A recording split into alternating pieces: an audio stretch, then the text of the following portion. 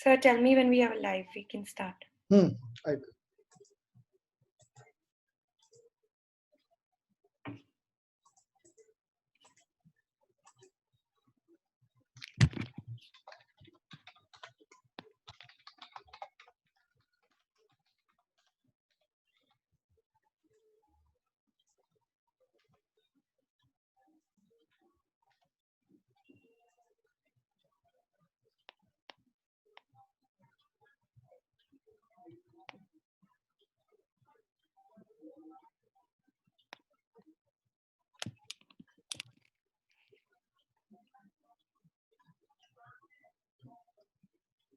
We are live now. Yes, sir. Hello and welcome everyone. Sorry for the technical issues. Welcome back to our 4th day of the Neurology Masterclass by Dr. Tirthankar Guha Thakurta. I am Garima Dugar, core member of Doctors for a Cause and a final year medical student. Doctors for a Cause is a small, non-profitable, non-governmental organization working towards the welfare of the society in general. We also are seeking awareness, education, and goodwill. So thank you all for always staying connected and appreciating us for all the work. So today being the 4th day and final day of our Neurology Masterclass, I would like this opportunity to thank sir for all the work that he's been doing with us to allow us to help us educate more people in general. Thank you so much, sir. Sir, I would like you to take over from here to start us today's session. Thank you, Garima. So let us start. Yes, sir.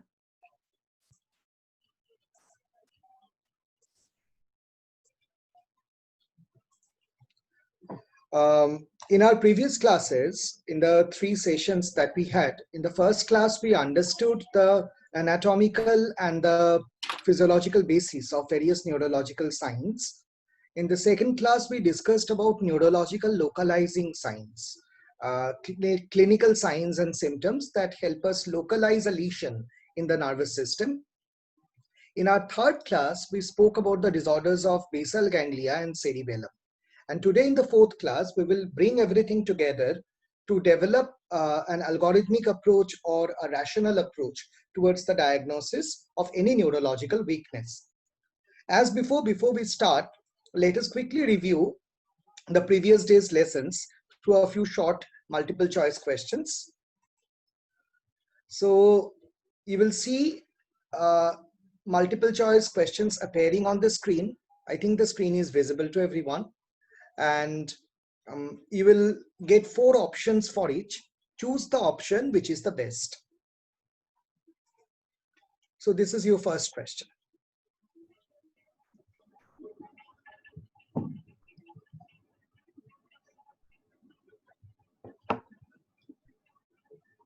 So you have started receiving inputs.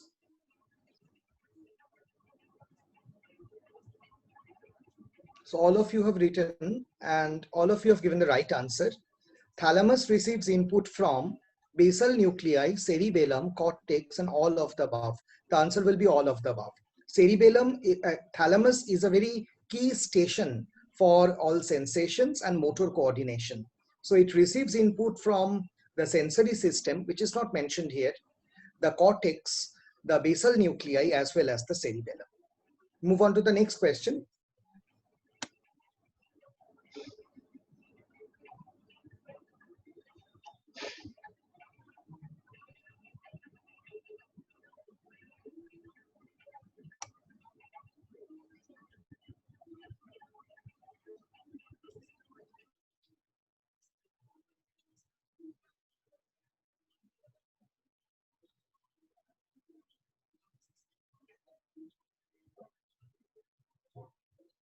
So we have started receiving options. The question reads, damage to the vermis of cerebellum will cause, in coordination of bulky trunk muscles, in coordination of finer hand and feet muscles, hemiplegia, and all of the above. Now we know that the vermis of the cerebellum forms the spinocerebellum, and the vermis projects to the medial descending system, whereas the adjacent cortex projects to the lateral descending system. So as vermis projects to the medial descending system, it controls the activity of the bulky anti-gravity trunk muscles. And therefore, damage to the vermis will cause incoordination of the bulky trunk muscles. Answer will be A, incoordination of the bulky trunk muscles. I hope this is clear to all of you. So we move on to the third question.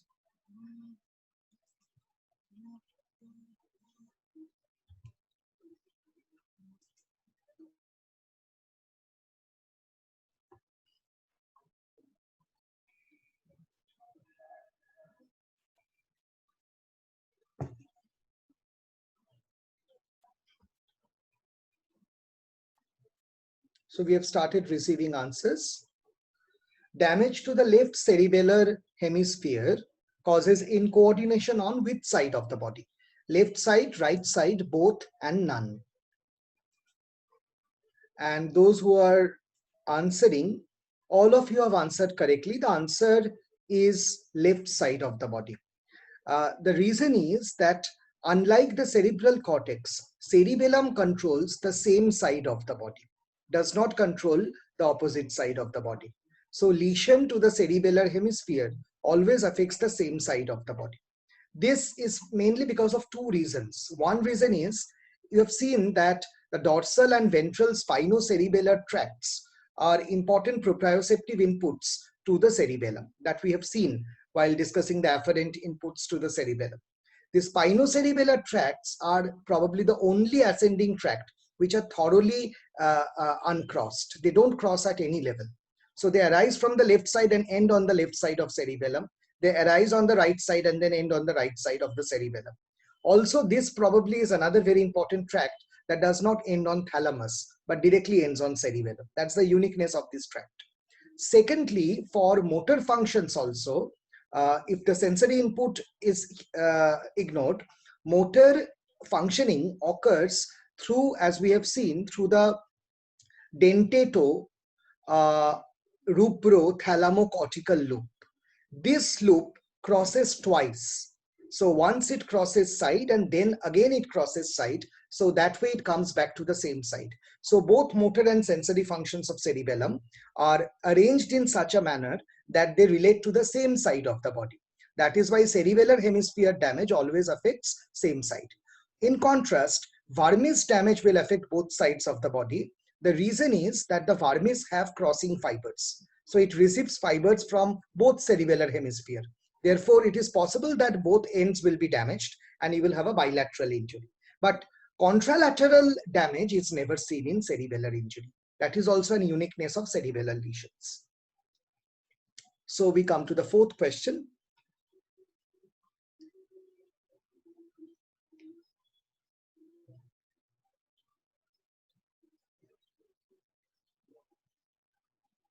We have started receiving responses. Now the responses are mixed. Different people are answering differently. So we know that the cerebellum has afferent and efferent fibers, and these fibers pass through the different cerebellar peduncles. Question reads, efferent tracts are absent in. Now, as a general rule, you remember, afferent fibers are distributed in all three cerebellar peduncles. Efferent fibers, the outcoming fibers, only escape through superior and inferior peduncle. They do not come out through the middle peduncle. So the middle peduncle receives only afferent fibers and not efferent fibers. So the answer will be C, middle cerebellar peduncle. We go to the fifth question now.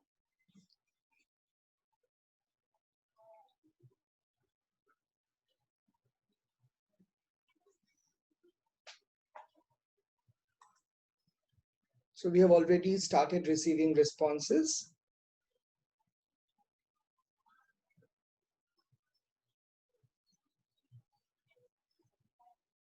And all of you have responded correctly. The answer is inferior olive. Again, as a general rule, climbing fibers only originate from the inferior olive, and all other centers and nuclei give rise to mossy fiber. So mossy fibers originate from everywhere else, but inferior olive gives rise to climbing fibers. This is the sixth question.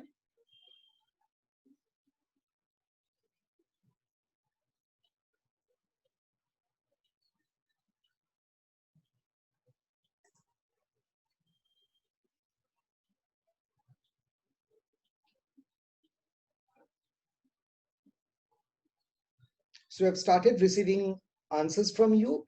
In Parkinson's disease, dopaminergic transmission decreases, cholinergic activity increases, nigrostriatal tract is damaged, and all of the above happens. The answer is D, all of the above happens. The cholinergic activity increases due to compensatory action, whereas A and C are the primary pathologies due to which Parkinson's disease happens. We move on to the seventh question.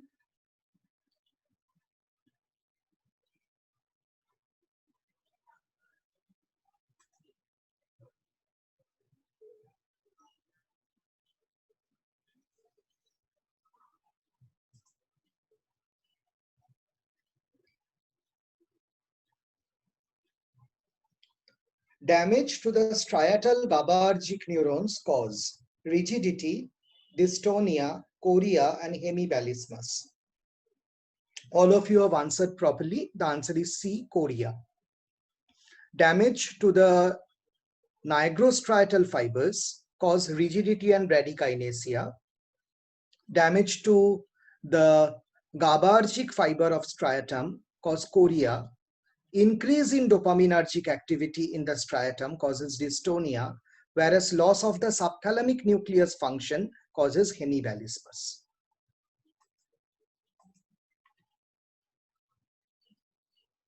This is your next question.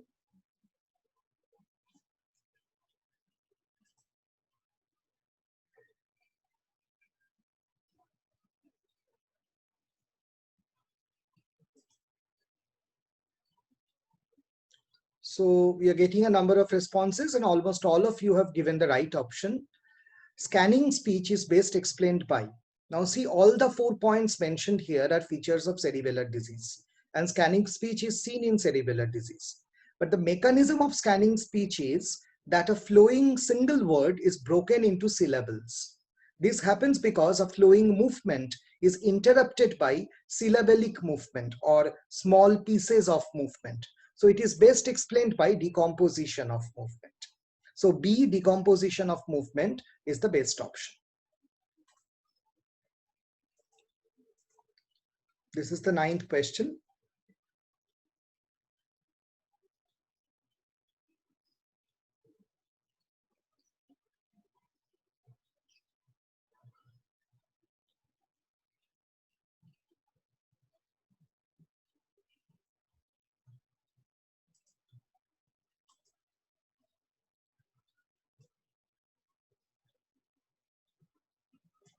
So most of you have opted for the option A. Let's see which option is correct.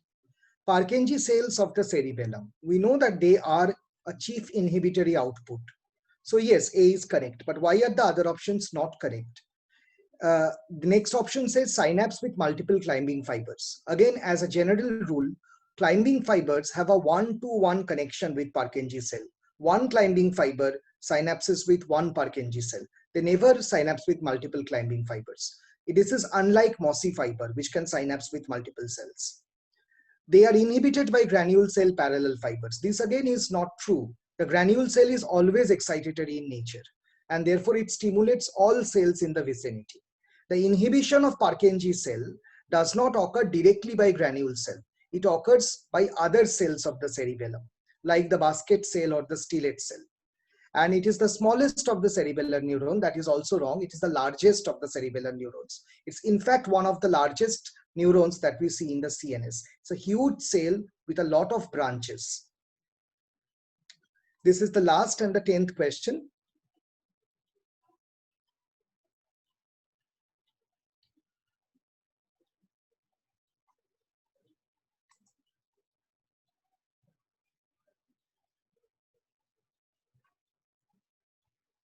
So feed-forward inhibition is seen in the options are striatum, cerebellum, both or none.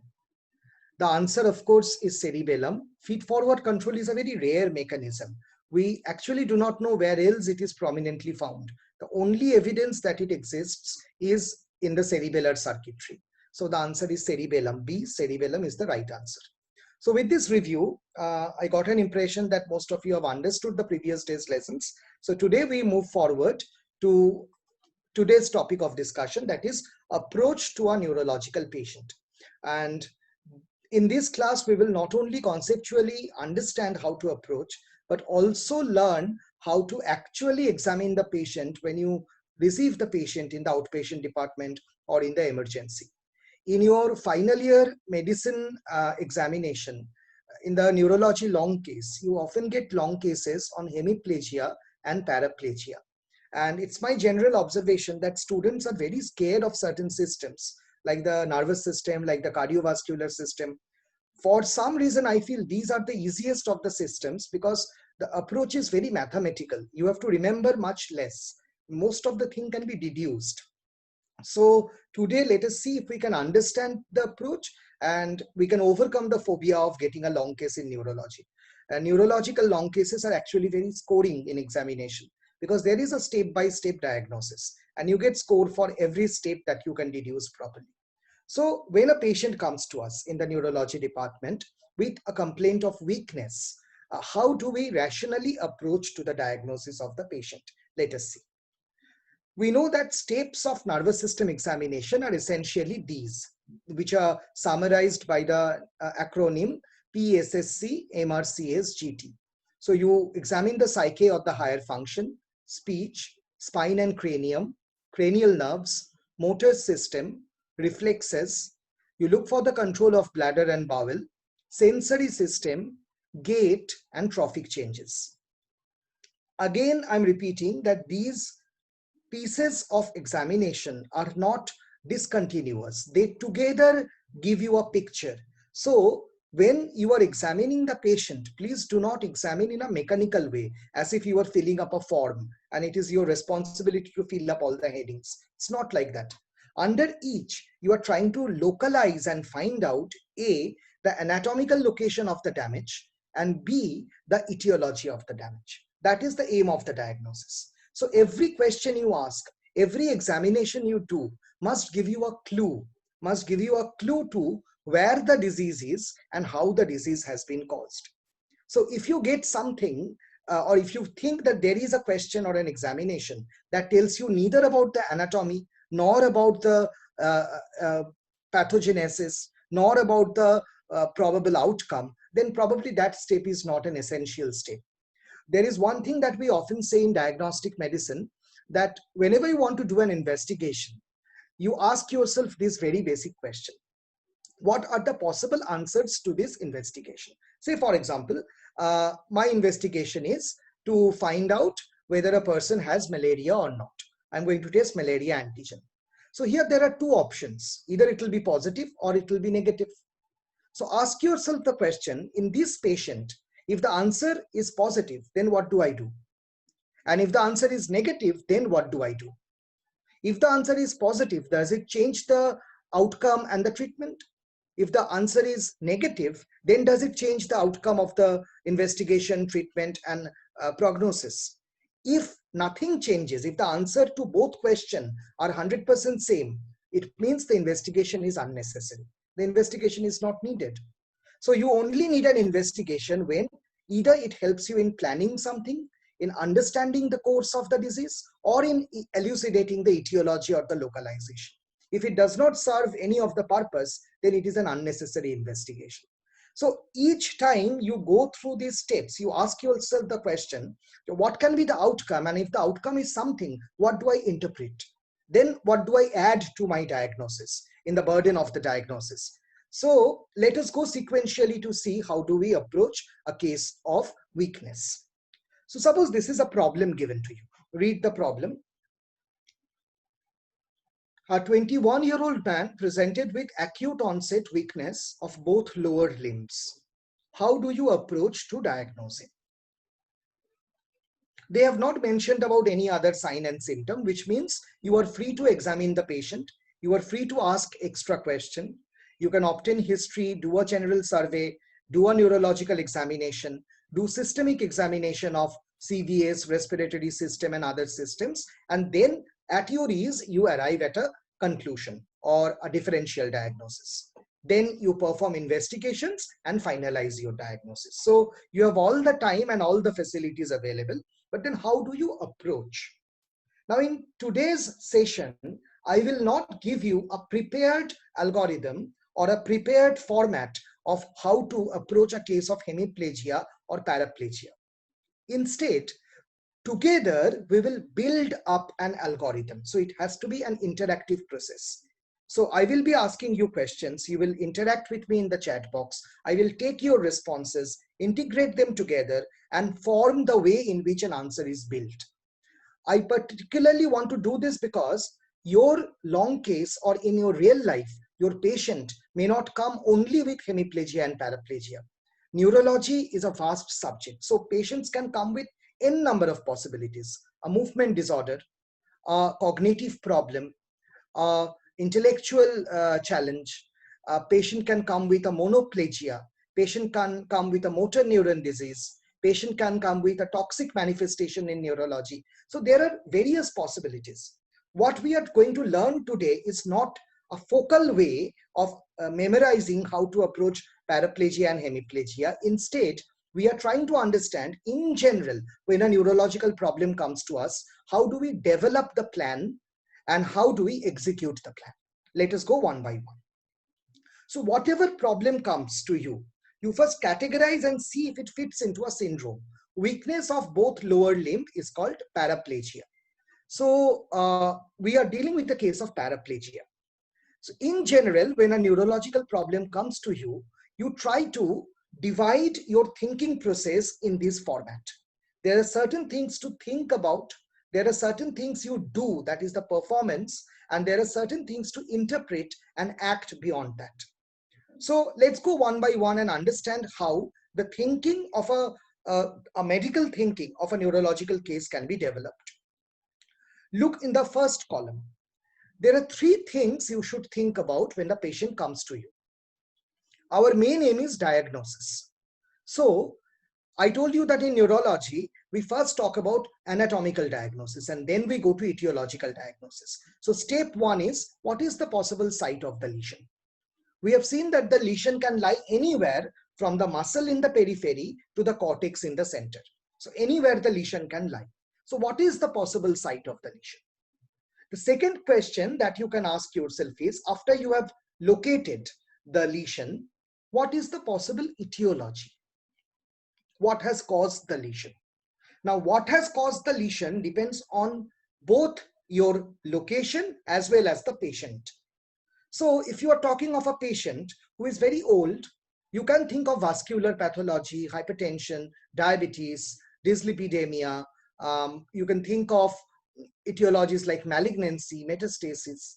If you're dealing with a young patient, maybe you are dealing with congenital malformations. You are talking about birth defects. You're talking of issues related to immunization. At the same time, if you are talking of a peripheral nerve disease, your etiologies can be metabolic, toxic, vitamin-related causes, traumatic causes, compression causes. If you are talking of a subcortical disorder, probably you're thinking of a cerebrovascular accident or a tumor. So etiologies depend both on the location. It also depends on the patient profile. The third thing to think about is, what are the next investigations to do? And this will depend on your diagnosis. Because A, you want to confirm your diagnosis. B, you want to rule out the other diagnosis. And that is the way you plan which investigation to do. So let's go one by one. The first thing to think about is the possible site of the lesion. So what do? You do a routine bedside examination. Do a detailed history taking, general survey, neurological examination, and systemic examination. What is your expected outcome from this process? If you do this properly, you will be able to interpret and act on the following. You can finalize the clinically evident anatomical site. For example, you can say, I think the lesion is in the brainstem because there is a crossed hemiplegia. That there is a crossed hemiplegia that you understood from your examination. And your interpretation is the lesion is probably in brainstem, which you cannot see. That is your clinical diagnosis. So sometimes it can also be that the cases are difficult to solve. Then you repeat your observation, because sometimes neurology examination can give confounding findings, particularly sensory system examination.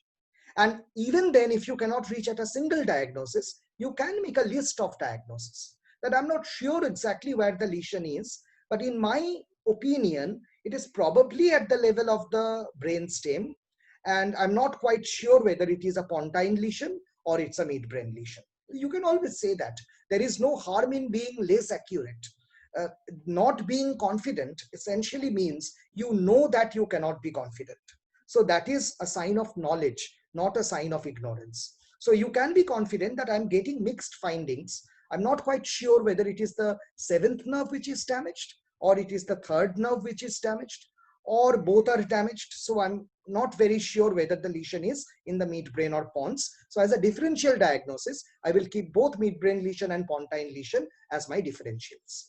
That can also be your diagnosis. Maybe after doing an MRI, you will then find out that probably there was a lacunar infarct in midbrain and a hemorrhagic infarct in the pons. So it is always possible that there are more than one lesions. Second step, after you more or less pinpoint where the defect lies, you try to find out what caused it. If inside the brain, you think of causes that affect the brain. So it can be head injury, it can be a cerebrovascular accident, it can be an encephalitis, it can be a brain tumor. If you think the cause lies in the nerve, then think of the causes of neuropathy. If you think that the anatomical site is muscle, then think of the possibilities of myopathies. So ultimately your etiologies will depend largely on the site of the lesion. That is why you first try to find out the site of the lesion and then come to the etiology. So for this also you do a detailed examination. You try to find out if any clue can be found out.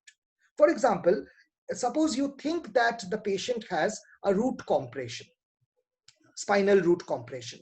There is radicular pain on stretching. You also find there is a lower motor neuron type of paralysis. So you think it's a root compression. And by taking history, you find out that the patient is complaining that he or she had an incomplete therapy of pulmonary tuberculosis. And then on examination also you see that in the thoracic spine there is a gibbus or there is a deformity. So now you can try to match things together and think probably it is tuberculosis that has spread to the spine. It's an extrapulmonary TB. Probably it's a pot spine, and the necrosed vertebra has collapsed, and that is what has caused the root compression. So getting histories like past history of tuberculosis, getting histories like a history of overstretching, a history of overextension, something that happens during weightlifting or that happens in the gymnasium when you work without supervision. So these kind of histories are very important there. Then finally, you come to the investigation. So once your etiologies are more or less chopped out, you know which investigation will confirm which etiology, which investigation will rule out the other etiology, and you prepare a list of investigation. The aim of investigation always is to confirm your diagnosis, to rule out other differential diagnosis, to look for complications, and finally to assess the outcome or prognosis. That is why we investigate patients. So doing the investigations, what do you perform? You shortlist your DD. You work up a diagnostic algorithm based on the simple principle that which investigation do I need to confirm, which investigations do I need to rule out the other things. And at every step, you ask yourself this question: if I do this investigation, what are the possible results? And what will be my opinion if the result is either A or B, either X or Y? If there is no difference of opinion, then the test is probably not needed. Then choose your appropriate baseline test, choose your special test based on the DD. Your aim and interpretation will depend on, will be projected towards reaching a final diagnosis, planning a management protocol, assessing the prognosis. And at any point, if you feel confused, if you feel lost, you should always seek expert opinion. This is very important in clinical medicine. No one knows everything, and sometimes our brains stop working. There is no harm in consulting a colleague, a senior, a teacher, or even a junior. You can always seek help, and maybe they will give you an idea that you just forgot to think about. So that way, diagnosis can also be made. Always seek expert opinion. The expert may be a specialist in the subject, or can be a person who doesn't have a qualification but is experienced in that subject. Anyone can give you that expert opinion. And then at every point when you feel you are going in the right direction or wrong direction, review your diagnosis. There is no harm in changing a diagnosis than sticking to a wrong diagnosis. So this is the general approach to any neurological patient. So keeping this approach intact, we look back at the question that we started with. So a 21-year-old man presented with a sudden onset weakness of both lower limbs. How do we approach to diagnose this person? Here you see the first thing that you think is anatomical localization. We know that the anatomical localization can be anywhere from the muscle to the brain. But think what lesions can cause weakness of both limbs. Not everything will be able to cause weakness of both limbs. So not all levels are important for your diagnosis. Think step by step. As for a muscle, is it possible for myopathies to cause lower limb weakness? The answer is probably yes. It will also cause weakness of other muscles, but of course it will also cause lower limb weakness. Is it possible for neuromuscular junction disease to cause lower limb weakness? Yes, it's quite possible. Is it possible for a radiculopathy to cause lower limb weakness? Yes, and it has to be bilateral then, because the question was on weakness of both lower limbs. So, and bilateral radiculopathy can occur if there is a vertebral collapse or herniation of the disc to both sides. That is possible. Can it be a spinal cord lesion? Probably yes, but then it has to be a complete transection. Hemisection or partial section will not cause weakness of both lower limbs. When both lower limbs are affected, you are probably dealing with a complete transection of cord. Then is it possible to have a brainstem lesion? Again, we will think and see if it is possible. Is it possible to have a subcortical lesion? We will think and see if it is possible. Can it be a cortical lesion? Again, we will think and see if that is possible. So let's go level by level. Let us start with the muscle and see whether that is a possibility. So thinking of all these levels one by one, the first question is, can it be a muscle? Myopathy is often present with weakness of all limbs, and weakness of all limb includes both lower limbs. Sometimes the patient complains only about the lower limb because their activity involves standing up or walking or getting up the stairs. If they are not used to weightlifting by hand, maybe the hand weakness will not bother them much. So it is possible to get lower limb weakness, although the heavier muscles will be affected first. Lower limb also contains the girdle muscles, the gluteus. So weakness of the gluteus is also weakness of the lower limb. So it is possible technically. So once you chalk out in your mind that maybe it is a muscle weakness, so you ask questions. You ask questions directed to these. Which muscle is affected more, proximal or distal? You know what questions to ask. You ask, is it difficult to get up from sitting down? Or is it more difficult to sign your name? Which one is more difficult? Is it more difficult to lift a weight by hand? Or is it more difficult to put on the slippers or comb your hair? Which one is more difficult? Is there any sensory involvement? Because myopathies will not have any sensory involvement. If the patient also complains of sensory loss, rule out the possibility of myopathy. Probably you are not dealing with a myopathy. Are the jerks normal? Tone and power almost unaltered, fasciculation absent, atrophy absent, then you are probably dealing with a myopathy. It may be, it may not be. But if you get this, you are not dealing with a myopathy. You are dealing with a lower motor neuron type of paralysis. So these are the kinds of questions you ask when you ask the patient. So you ask the patient, questions appropriate for answering, but in your own mind, you are reviewing these questions.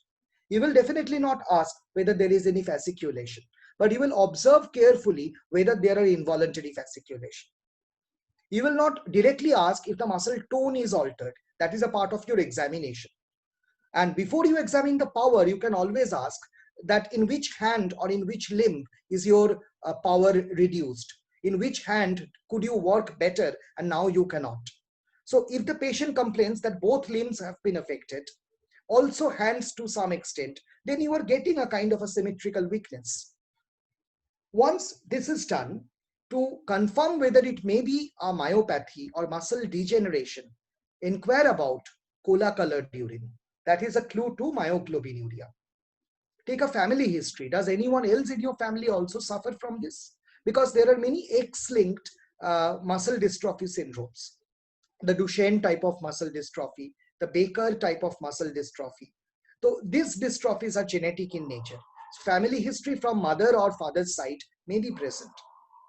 Think about renal disorder or thyroid disorder. Why is it important? There is one kind of muscle disorder that we call periodic paralysis. That's a very interesting kind of disorder, and its mechanism is also not very clear. So there is this special type of muscle disorder called periodic paralysis of muscle. So from time to time, the muscles start becoming weak. And periodic paralysis may be associated with hyperkalemia. It may be associated with hypokalemia. It may be associated with thyroid disorders, both hyper and hypo.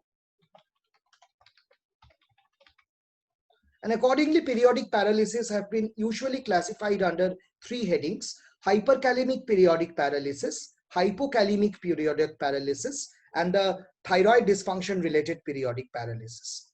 So because periodic paralysis, whose mechanism is not very clear, but very clearly associated with any of these three, it's very important to take history of thyroid dysfunction. And because renal disorders often complicate into potassium disorders, so it's very important that we also ask about the presence of any potassium imbalance or any renal disorder in that patient. So as we were discussing, so you inquire about renal or thyroid disorders. See, you cannot formulate a question unless you know the cause. So there is a good saying in clinical medicine that your eyes cannot see something if your mind doesn't know about it. So it's actually important that you should know the causes, and then accordingly you ask a question. Questions in history are never random. They are always directed to some purpose.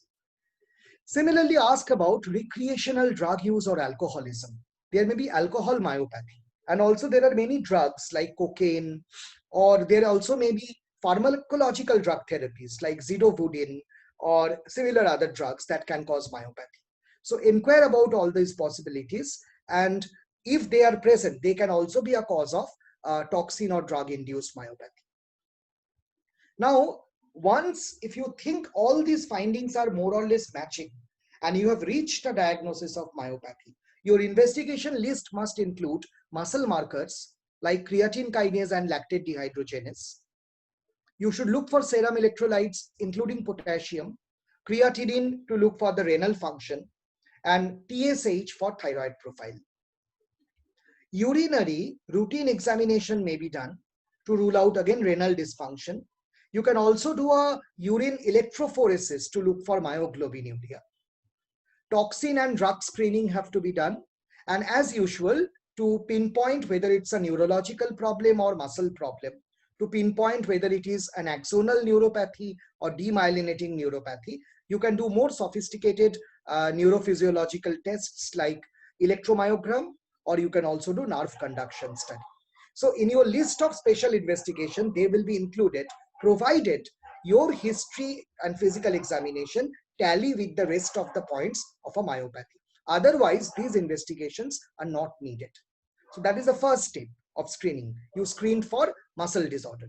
The next level is neuromuscular junction. So you ask yourself, first of all, is it possible for neuromuscular junction to present with both leg weakness? The answer is yes.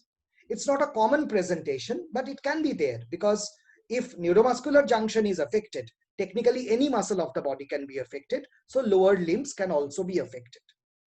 But more commonly, we know neuromuscular diseases affect the fast twitching muscles, like the eye muscles or the facial muscles.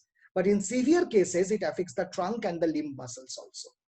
So if it is a neuromuscular junction disease, like the myasthenic syndromes, so are we thinking of a disease with fatigability? Ask the patient. So when do you think the weakness in the whole day is maximum? If the patient says, after waking up from sleep, my weakness disappears, and as I work, my weakness increases, it is a classic sign of fatigability. So do not give a leading question, ask open-ended question. When does it increase or decrease? Instead of asking, does the weakness decrease after getting up from sleep? That's a very leading question. How do you know whether a question is leading in clinical medicine? If a question can be answered by yes or no, it is a leading question. Leading questions are important. They are important under the inquiry field, where specific investigations are done. Like, did you have TB? Did you take blood transfusion? But leading question should not be directed towards the symptoms, because every patient thinks that all symptoms are happening to them. So never lead them with a question. Ask open-ended question. Instead of asking, do you have headaches? You ask, what problem do you have? If it is headache, the patient will say the patient has headache. So you inquire about fatigability. Think about waxing and waning of symptom. If the patient says that when I climb up the stairs, I become extremely weak, and then I sit for some time, after 1 hour, everything is normal. So the symptoms increase and decrease, a classic sign of neuromuscular junction disease. If these are present, then you ask specific question for neuromuscular disease. See if the facial and the eye muscles are affected. Is there double vision? Is there squint? Is there ptosis? Inquire about that. Are there sensory involvement? Because ideally in neuromuscular junction disease, there should be no sensory involvement. Ideally, the jerk should be normal, tone and power after rest should be normal, fasciculation atrophy should be absent. So if all these things match, then probably you are dealing with a neuromuscular junction disease. Now you ask the patient about a recent drug therapy. Many drugs can block neuromuscular junction transmission. And I'm not talking of the neuromuscular blockers. Probably they are not the drugs that patient has at home. But there are drugs which by side effect can cause neuromuscular junction disease. For example, aminoglycosides, very commonly used antibiotics. Aminoglycoside antibiotics can cause blocking of the presynaptic calcium channel. And this can lead to neuromuscular junction disease type of manifestation. Similarly, ask about canned food intake. Think about if you are dealing with a botulism, which is also a neuromuscular junction disorder. Ask about any systemic autoimmune disease, because often myasthenia gravis occurs as a part of bigger autoimmune diseases like SLE or rheumatoid arthritis. Take a family history of similar disease for genetic predisposition, and ask if there is already a neoplasm diagnosed, because it can be a paraneoplastic myasthenic syndrome. So in this way, you ask questions sequentially. If you think they all match or some of them match, then go for the next investigation panel. An antibody panel for anti-nicotinic receptor antibody, anti-calcium channel antibody, etc. Paraneoplastic panel as appropriate. Do a chest X-ray, CT scan of neck and chest. CT neck will probably discover a thymoma if it is present. A CT chest might find out a bronchogenic carcinoma, which commonly causes paraneoplastic myasthenic syndromes. Do a toxin screen, like botulinum toxin screen, and also do EMG and NCS for confirmation of the illness. So this is an approach to a neuromuscular junction disease. If you think that the initial bedside clinics does not support the diagnosis of neuromuscular junction disease, there is no need to do these investigations. I think I'm clear up to this.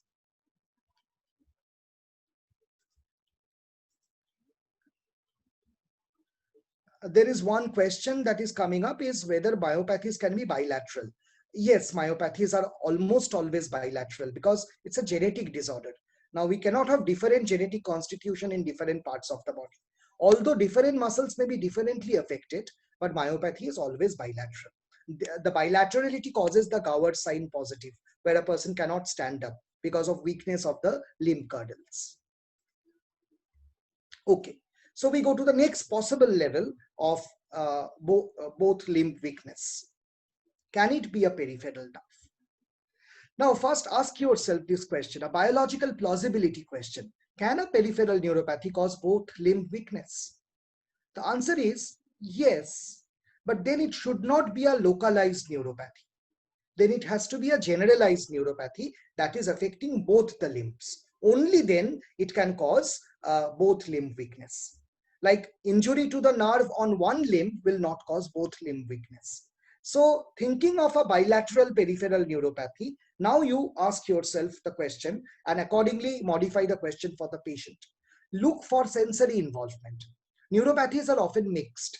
You may get motor with sensory feature, sensory neuropathy with motor feature. If sensory involvement present, that is a possibility you are dealing with a peripheral neuropathy. If sensory involvement is absent, it is also possible you have a pure motor neuropathy. That is also possible. Look for the lower motor neuron sign.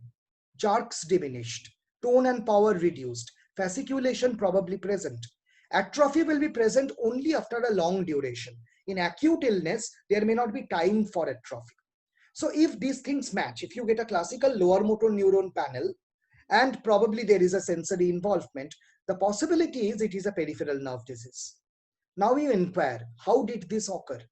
Was there a recent trauma or a penetrating injection? Sometimes the deep injections of large volume can damage nerves. This is called traumatic neuritis. There may be a recent drug therapy and the drug may be neurotoxic. That might have caused the neuropathy. Diabetes can cause diabetic neuropathy. Alcoholism can cause alcoholic neuropathy. Or it can indirectly deplete the body of vitamin B1 and B12, and that way it can cause neuropathy. Oral ulcers, skin change, pallor are all signs that you are dealing with a B12 deficiency or a megaloblastic anemia, and that can also present with neuropathy. Think of a family history, because very rarely certain neuropathies, including the amyloidosis associated neuropathies, can be hereditary in nature. So once these histories have been evaluated, you plan your investigation. Do a complete hemogram. This will probably give you a clue to a macrocytic anemia if it is present. Do a creatinine assay. This will give you an idea of a renal dysfunction if there is a uremic neuropathy. Measure the electrolytes. As potassium disorder affects the muscle, sodium disorder often affects the nerves. So look for sodium disorders. Probably it might be affecting the nerves. Look for B1, B6 and B12 levels in the blood. These are the neuroprotective vitamins. Their severe deficiency may be associated with neuropathy. Do a urine protein or serum protein electrophoresis to rule out amyloidosis spectrum of disorders, which can also cause neuropathy. And do a toxin screen, including drug screen, for drugs that are neurotoxic or toxins that are neurotoxic. And to confirm your diagnosis, do a nerve conduction study and EMG. You might wonder why you will look at the muscle here. Not only to rule out myopathy, understand, if you know the technique, NCS and EMG can be done in one sitting. So it's the same instrument, the same kind of apparatus used, only the recordings are different. So there is no problem in doing the two tests together. It doesn't cost much. So you can always do an EMG and NCS together. So this is the approach when you think of a generalized peripheral neuropathy. The next level is root. So we are thinking if this can be a radiculopathy or a root disorder. We know the hallmark is radicular pain or root pain. So think of a root pain and ask them the question. Is there a pain that is shooting to the limbs? Does it feel like electric current? Does it radiate in a pattern which the patient points out and you check and see it is following a dermatomal pattern? Is the weakness following a myotomal distribution? Then probably you are dealing with a radiculopathy. Confirm this by looking for features of lower motor neuron paralysis. Jerks diminished, tone and power reduced, fasciculation present. If it is long-standing, then atrophy present. Now once you more or less have confirmed that it may be a radiculopathy that I'm dealing with, try to find out the etiology. In India, the commonest cause of vertebral collapse is tuberculosis. So is it a tuberculosis related complication, a port spine, or a paraspinal abscess that is compressing on the root? Is there a history of low back pain, which is often the beginning sign of nerve root compression, or even in Guillain-Barré syndrome? Is there a history of a recent infection or fever, indicating probably you are dealing with a Guillain-Barré syndrome, where following the infection, there is an autoimmune attack on the nerve roots, and there is acute demyelinating polyneuropathy. Think of whether there is a spine trauma. The spine trauma, spondylosis, can not only damage the spine, it can also damage the root because they are so close to each other anatomically. Think of a disc prolapse. Talk about an unaccustomed back strain, like lifting up a very heavy weight in the recent past. So these can be clues to your diagnosis of etiology of the root injury. If you think these things match with your questions, then investigate for spine damage. For bony changes, do an X-ray spine. For soft tissue and detailed changes, do an MRI spine. You can do a nerve conduction study to see nerve compression. And syndrome, then do a lumbar puncture and serology to look for proteins, cells, and antibodies. So that way you can plan a possible radiculopathy. I hope this is clear to all of you.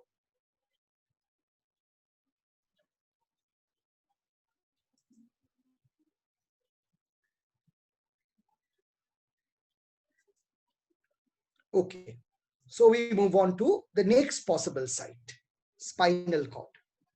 Now see, our case was about a bilateral weakness. Bilateral limb weakness is only possible if we are dealing with a bilateral spinal cord injury. That is a complete transection. So it cannot be a segmental spinal cord injury. So in case of complete transection, we know what are the signs. There should be long tract sign, a band-like sensation. At the level, there will be features of lower motor neuron paralysis. And below the level, there should be features of upper motor neuron paralysis.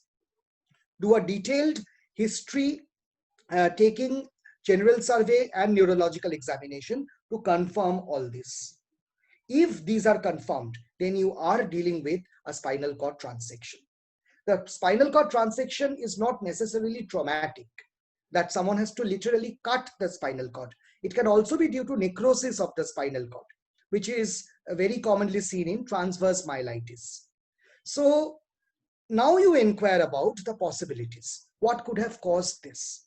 A recent fever or infection? If it is yes, then very similar to Guillain-Barré syndrome, probably the antibodies have cross-reacted with the spinal cord and have caused transverse myelitis. Is there a history of spine trauma, like a sharp injury or a bullet injury to the spine? Is there any history of tuberculosis or port spine? Is there a diagnosed neoplasm that could have metastasized to the spine on multiple sites? So these are the possibilities that you inquire about. And if you think that these things match with the clinical profile, then you investigate. For the bony changes, do an X-ray of the spine. For soft tissue and detailed changes, you look for MRI spine. If you think there is a spinal tumor on MRI, do a biopsy or FNAC to find out the diagnosis of the tumor and the grade of the tumor. And to rule out malignancy, do a complete hemogram. This rules out the hematological malignancies. A chest X-ray rules out the thoracic malignancies, and an USG abdomen for abdominal malignancy, because metastasis can occur from any site. So this is the approach to a possible spinal cord lesion. I hope this is clear to everyone.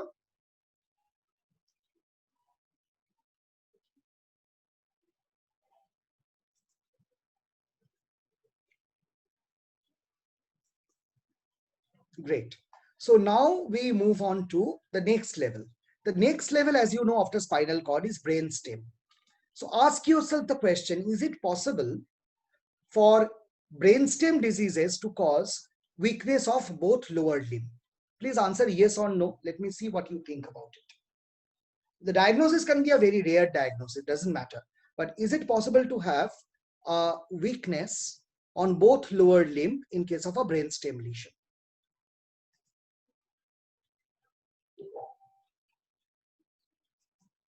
Many of you are answering yes. Let me give my opinion now. From a very clinical point of view, the answer is probably no. Of course, rare things can happen. Why no? You see, brainstem, when it is involved, it will cause crossed sign. Crossed sign means paralysis of one half of the face and paralysis of the other half of the body. So by definition, it is other half of the body. It is a crossed hemiplegia, not paraplegia. So brainstem, because the fibers come as bundles, it is not possible for brainstem lesions to cause paralysis of both sides. Now there can be an argument, how if there is a bilateral brainstem lesion? Yes, it can happen. In bilateral brainstem lesion, there can be paraplegia and also the patient will be dead.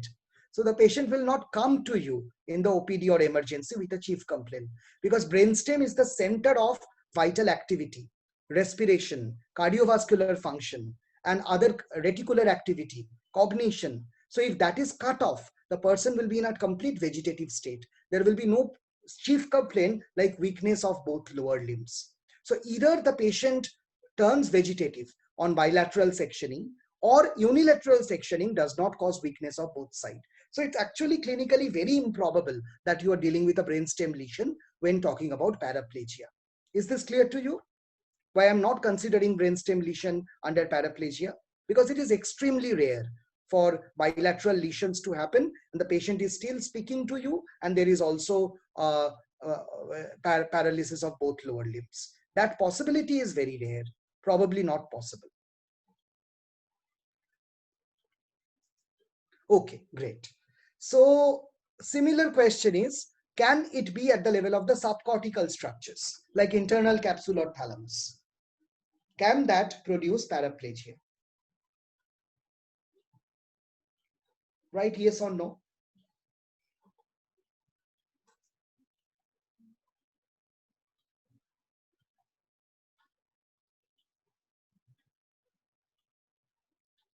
So almost everyone is writing no. Let's see, again, probably not probable. With the same logic, internal capsules transmit the pyramidal tract fibers of any one side.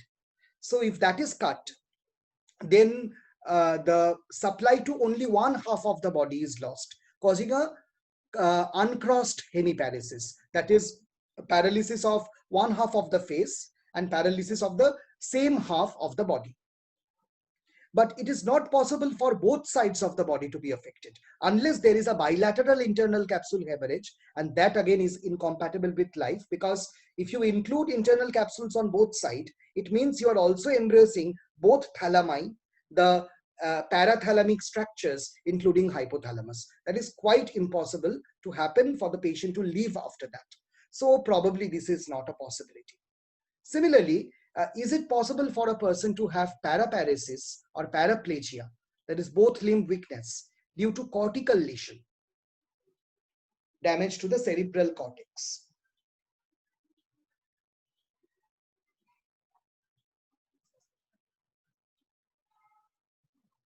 We are now getting a mixed response, some yes and some no. If you write no, it's understandable why you are saying no. Those who are saying yes, then can you please write down what may be the mechanism or the site of the injury, where a single injury will cause paraparesis of both limbs and the patient is also conscious, alert, cooperative.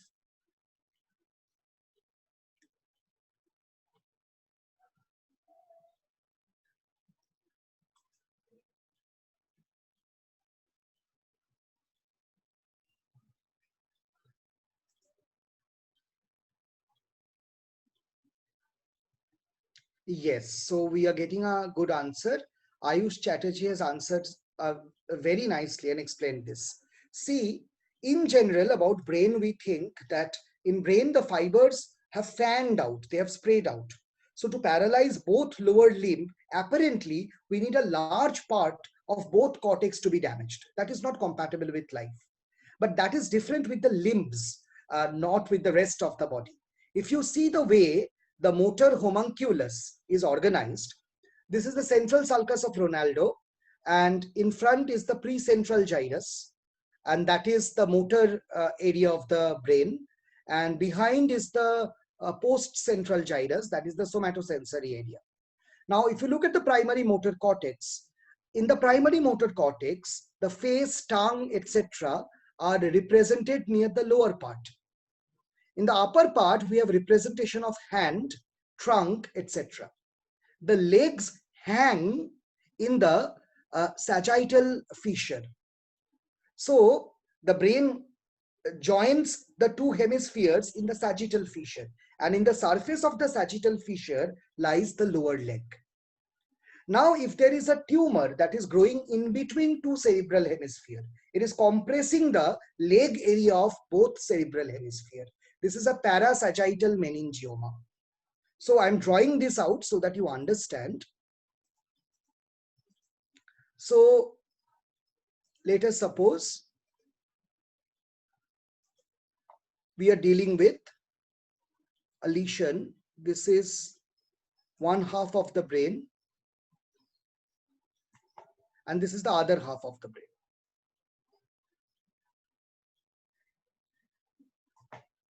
Now, the leg part of the body is represented here.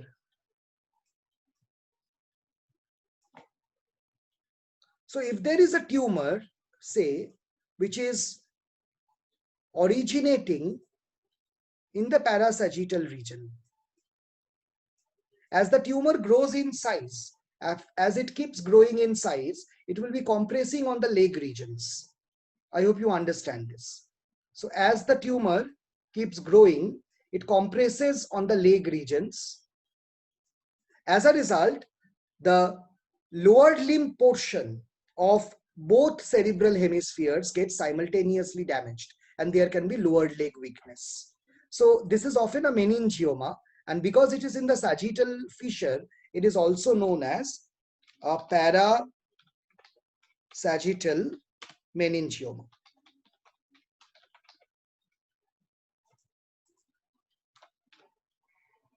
So a parasagittal meningioma can compress on the motor areas of both cerebral cortex, and this can lead to paraplegia-like symptom. So it is actually possible.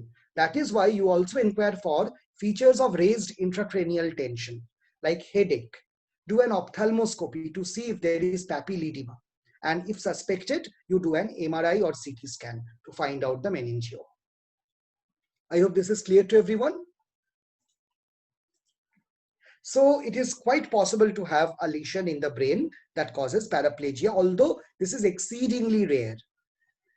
Now, so far we have discussed step by step through the levels what are the ways of finding out or localizing it, what are the special things to look for, and what are the investigations to do.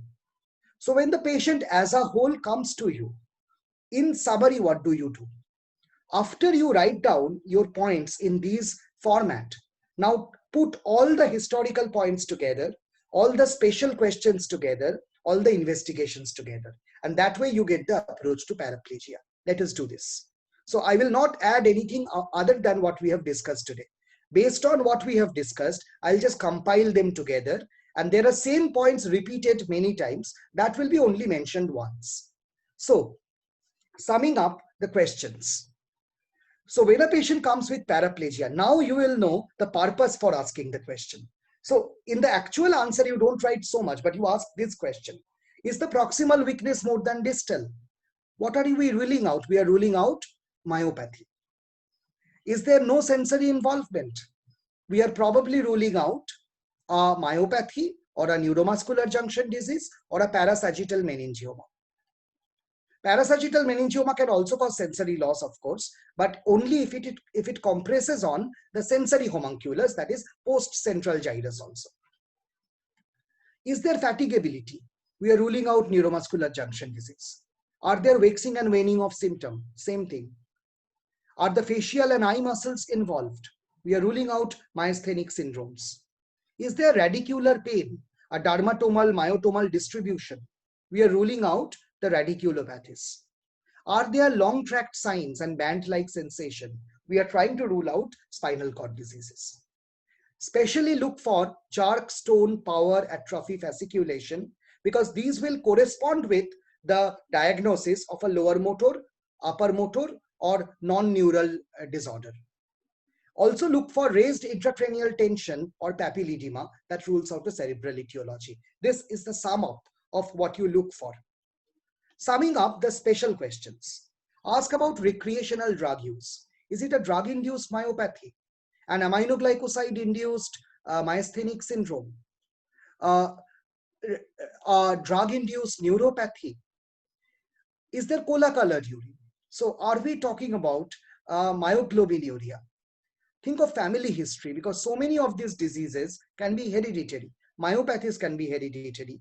Some of the neuropathies can be hereditary. Amyloid-related disorders can be hereditary in nature. So you think of that. Are there renal or thyroid disorders? These can cause electrolyte dysfunction. These can cause periodic paralysis of the muscles. This can cause uremic neuropathy. So these are the possibilities. Did the patient take canned food? You are ruling out botulism. Any systemic autoimmune disorder? You are trying to rule out autoimmune syndromes causing myasthenic syndromes. Is there a diagnosed neoplasm? You are ruling out the paraneoplastic neurological manifestations. Specifically inquire about recent trauma or injection, a traumatic neuritis, a spinal cord injury, diabetes or alcoholism, a generalized neuropathy, oral ulcer, skin change pallor, megaloblastic anemia, tuberculosis, a tubercular abscess or a pot spine, low back pain can be the beginning point of many disorders, recent fever or infection, Guillain-Barré syndrome or transverse myelitis, spine trauma, spondylosis, disc prolapse, all may be causes of radiculopathy or myelopathy. Unaccustomed back strain can injure the vertebra, can injure the root as well as the spinal cord. So this is how special inquiries are designed. Depending on which final diagnosis you get, these are the possibilities of the investigations. A complete hemogram tells you whether there is an inflammation, tells you whether the ESR is raised, tells you whether you are dealing with a hematological malignancy. The complete hemogram tells you if you have a megaloblastic anemia. Blood sugar rules out diabetes. Creatinine and electrolytes not only look for electrolyte disorders, but also rule out renal pathology. Creatine kinase and LDH rules out myopathy. Chest X-ray, CT chest and neck rules out thymoma, other neoplasms, chances of metastasis and paraneoplastic syndromes. X-ray spine looks at the bony deformities and bony fractures.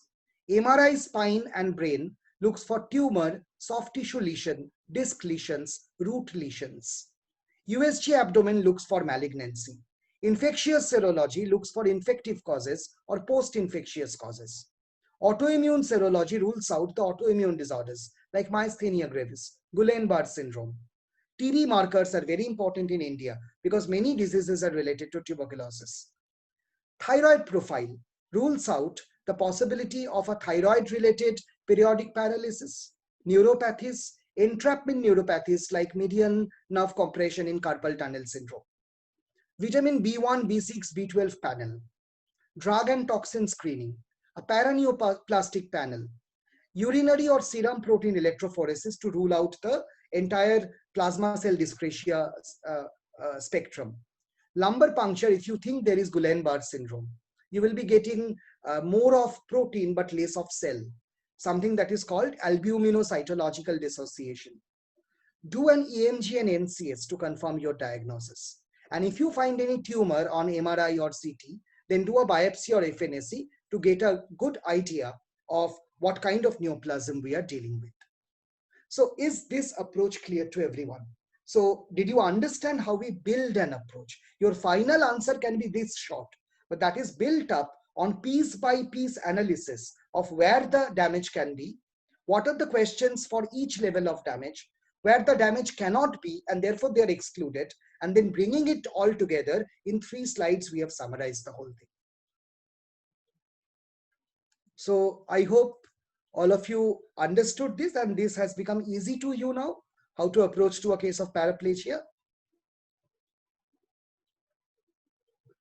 Okay, so now we will start with the discussion on hemiplegia. And before that, maybe we can take a break. So Garima, Devashish, is this a good time to take a break? Yes, sir, we're ready. Okay, so let us take a break of about 5 to 6 minutes and I'll be back. Thank you, sir.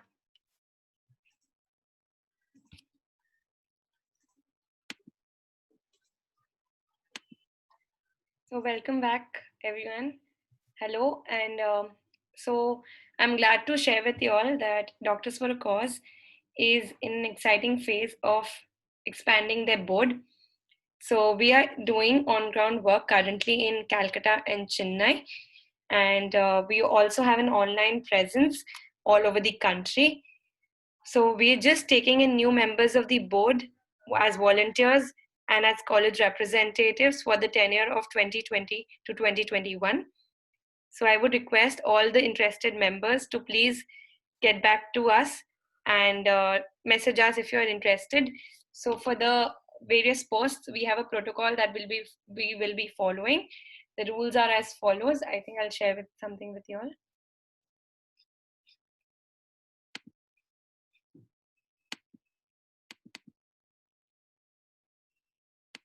I hope you all can see my screen. So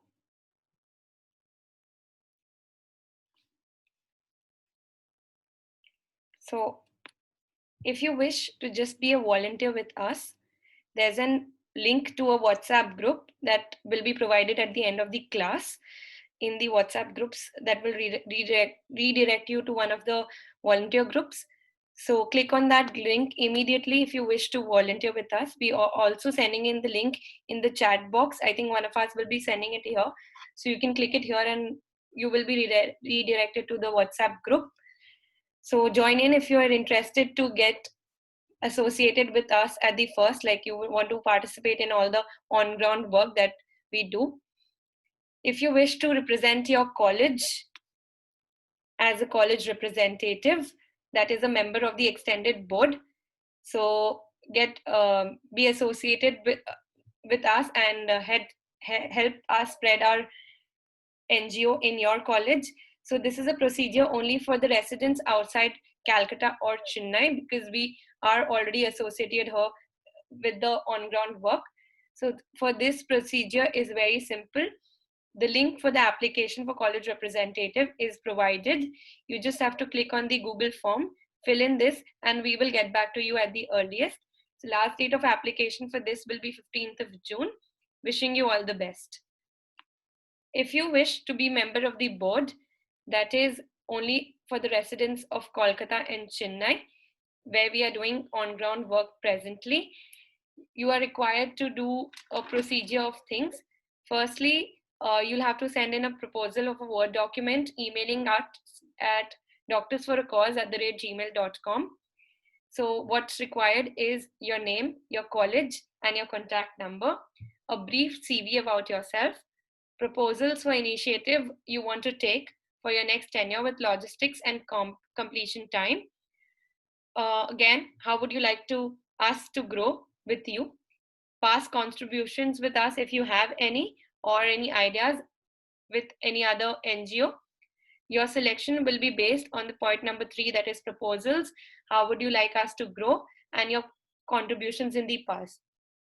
Again, the last date of application will be the 15th of June. I'll wish you all the best. So this is how we are currently working.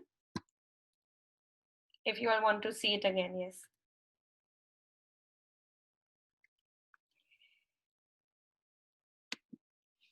So for the interested members, whoever want to join us can go and do any of the following, either as the volunteers, as the college representatives, or as the members of the board. So any confusions about this, you can just DM us, we'll get back to you. And the WhatsApp groups are always open for any queries. So I hope you're having a good time. Wishing all the new members applying in all the best. We will be completing this by the 15th of June. The deadline has been given. So fill in the forms and connect with us. So yeah, that's what about our expansion is. Thank you. We'll wait for Sir to reconnect and then we can start again with the today's second half.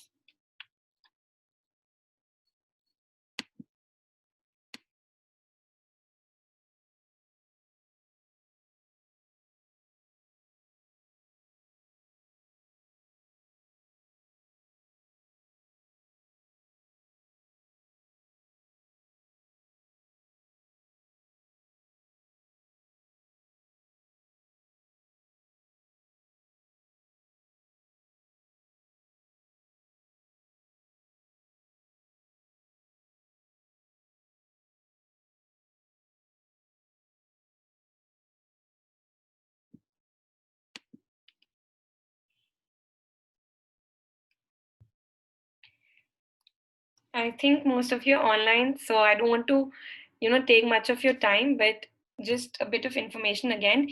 For people applying in, the simple criteria or the ground rule would be the ability to devote some exclusive time with Doctors for a Cause to help us grow. That will be for the members of the board and the board, that you will be with just a requisite time that you will be allowing us to be associated with. So that's the ground rule, just the ability to devote some exclusive time with us. So if you think you're interested and can give in some time with us, do apply. All the best. I would request Sir to take over whenever he's ready.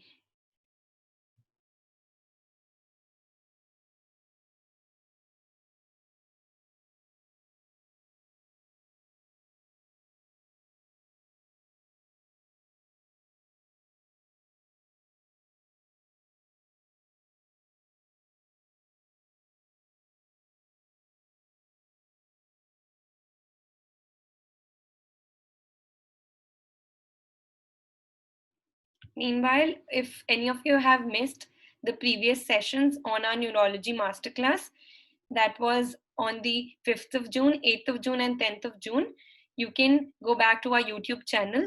The recorded sessions of these 3 days are already up. And also, the recorded session of today will be up soon. So go and hit the bell icon if you like all our videos, and helps share our word with your friends and colleagues. And also stay connected, as we will be providing a PDF at the end of the class in the WhatsApp groups. So yeah, do hit the bell icon and the like button if you like what we are doing. That'll be a great appreciation from your side. Thank you.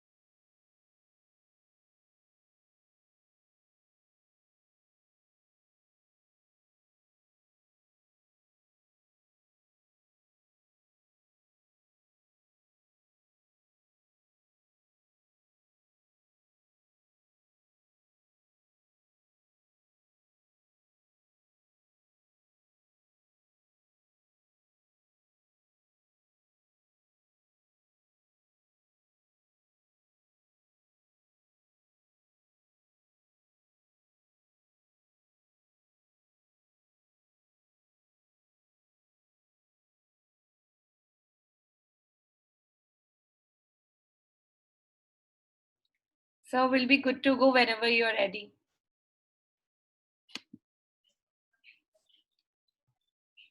Yes, I'm ready only. So if people are back, I can start.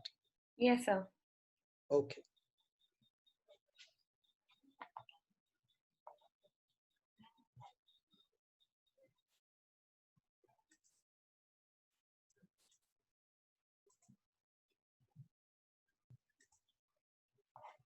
So I hope I'm audible. Yes, sir, you are. Okay. So welcome back. Let us start the second part of the session. We saw how to approach a case of paraplegia or both lower limb weakness. And now we will discuss about the second case of the day. Suppose a case reads like this.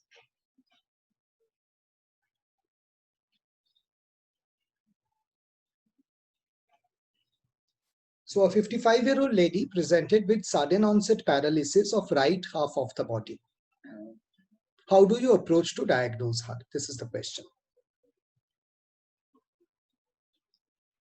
So as usual, we will proceed in a systematic approach. We will first do an anatomical diagnosis, then an etiological diagnosis, and then plan the investigations.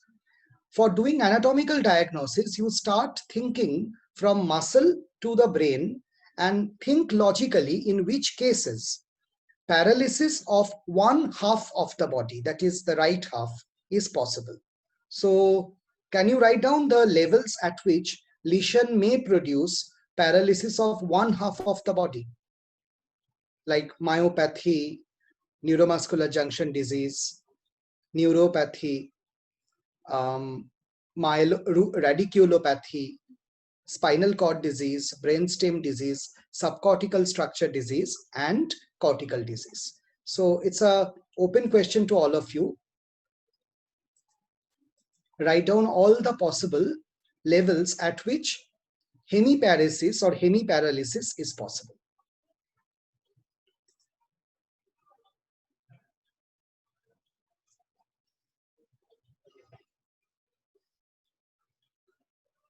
So we have started receiving answers.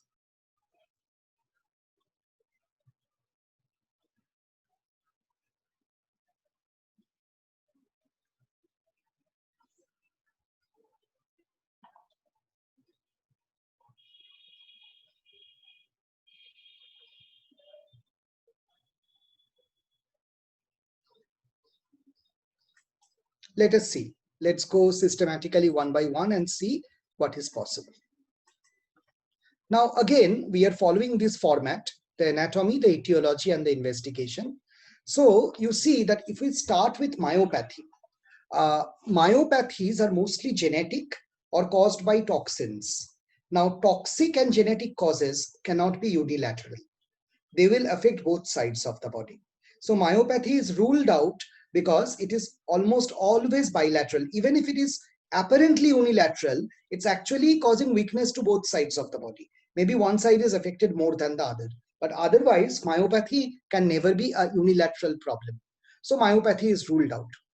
Neuromuscular junction diseases like myasthenia gravis and Lambert-Eaton syndrome are also systemic diseases. They are caused by autoantibody. That cannot, it is not possible that the antibody binds to the right side of the body and spares the left side of the body. So again, neuromuscular junction diseases are ruled out. The next level is neuropathy, nerve. Now, neuropathies can cause one-sided weakness. It is not impossible. In that case, the neuropathy has to be traumatic or localized. But the problem with neuropathy is the question reads one half of the body, the whole one half, that is the right trunk, right hand, right pelvis, right limb. So imagine this is apparently absurd that there should be some very specific type of trauma, a very cinematic kind of trauma, where all nerves of one side of the body has been injured and the nerves of the other side of the body has been spared. Technically, that is possible. It's not impossible. But in a clinical scenario, without obvious history of one-sided extensive injury, this again is not possible. Radiculopathy for the same reason. Had it been only weakness of one limb, we could have thought of radiculopathy. But weakness of the right hand, the right leg, the right pelvis, the right trunk, all radicals of one side getting cut and the other side being preserved is a very unique case. It's not like the kind of clinical cases of hemiplegia that we get on routine practice. So we actually cannot think of such pinpointed diagnosis here. We start with myelopathy. And remember this, that in general, unless there is such an exceptional history of trauma, a non-traumatic case or a general trauma case of hemiplegia or hemiparesis almost always has localization from spine upwards. It is not below the spinal cord. So we start from the spine. As before, to confirm whether it is a spine or spinal cord disorder, and it has to be a hemisection. That means we are talking of a Brown-Sequard syndrome. Otherwise, it will not cause paralysis of one half. So you look for long tract signs, band-like sensation. And the classical combination in Brown-Sequard syndrome, that is right-sided motor weakness and left-sided sensory weakness. I've mentioned the sides because the question mentions the side. That is why. So if it is a high up Brown-Sequard syndrome, both hand and leg will be affected. Suppose it's a cervical hemisection. In that case, if the hemisection is on the right side, there will be right-sided motor loss and left-sided sensory loss. So that is how you understand you are dealing with a cervical level or a high thoracic level Brown-Sequard syndrome. Then also look for the classical signs of spinal cord section. That is, at the level there should be features of lower motor neuron paralysis, and below the level there should be features of upper motor neuron paralysis. And once through a thorough neurological examination, you confirm this pattern of finding, then you know probably you are dealing with a Brown-Sequard syndrome. Inquire about spine trauma. Inquire about tuberculosis, which can cause collapse or fracture of the vertebra.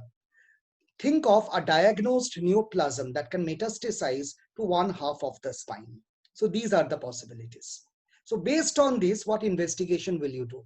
You will do an X-ray of the spine to see the bony changes, MRI of the spine for a detailed overview and also to see the soft tissue structures, biopsy or FNAC if you find any spinal tumor that is compressing at the cervical level, and general tests like a complete hemogram, chest X-ray and USG abdomen to rule out any malignancy which could have metastasized.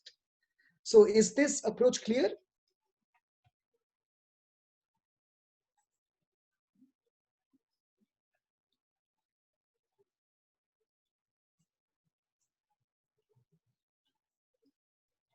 The next level after spine is the brainstem. So let us see if brainstem disorders can cause hemiplegia.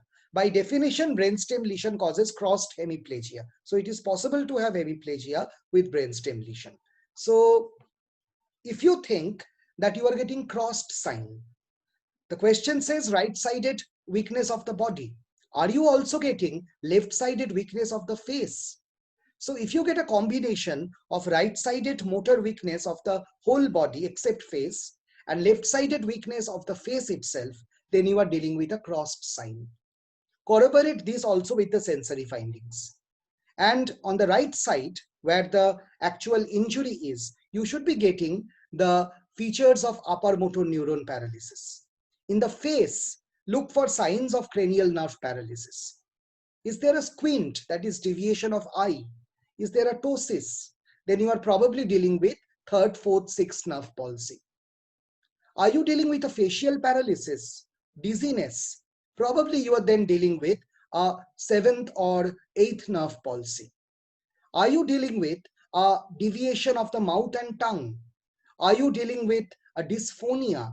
Then probably you are dealing with 12th nerve palsy, 7th nerve palsy, or 9th and 10th nerve palsy. Is there slurred speech? Then probably you are either getting disorders of 9th and 10th causing pharyngeal and palatal palsy, or you are getting a tongue paralysis due to 12th nerve palsy. So look for these very highlighted signs in history and physical examination. We know that at the level of brainstem, most important causes of injury are either a cerebrovascular accident or a tumor. That is all that can be there. So inquire for hypertension, diabetes, dyslipidemia. All are risk factors for cerebrovascular accident. People who have a CVA often have a past history. Ask about a past history of angina, atrial fibrillation, which can lead to embolic manifestation, past myocardial infarction, past cerebrovascular accident. think of a possibility of head injury, and also ask about headache, which can indicate a growing tumor in the brain. So to investigate, do a CT or MRI scan of the brain. That is the investigation of choice. You will be able to see if there is any hemorrhagic or ischemic cerebrovascular accident. You will also be able to see if there is any tumor that is growing in the brainstem. For risk factor analysis, other than blood pressure measurement, you also do a lipid profile, look for the electrolytes, and also look for an ECG change. The ECG might show a past myocardial infarction. ECG might show an evidence of atrial fibrillation. So this is how you, in a way, plan a brainstem lesion to be investigated. I hope this is clear to you.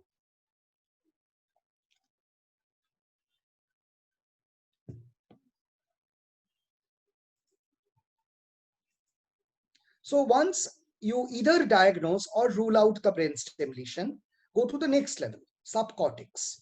Ask yourself, is it possible for subcortical lesions to produce hemiplegia? The answer is yes. If the internal capsule of one side is damaged, the face and body of that whole side will be affected. So if you are thinking of an internal capsule hemorrhage, that is a subcortical hemorrhage, think of a complete but uncrossed hemiplegia. In this connection, I should clear a few terminologies with you. There are a few terminologies we use to describe a hemiplegia. And hemiplegia can be complete or incomplete.